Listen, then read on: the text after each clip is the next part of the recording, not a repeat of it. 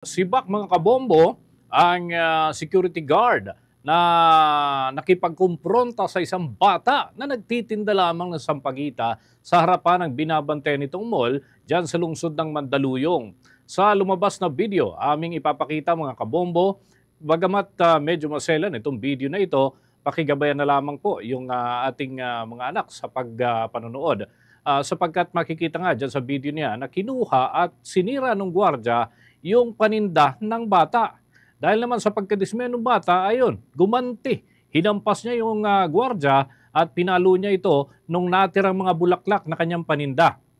Pero hindi ito pinalagpas ng security personnel at may pagkakataon pa na tinadyakan niya yung bata at kasabay ng pagtaboy papalayo doon sa kanyang pwesto kung saan siya nagbabantay.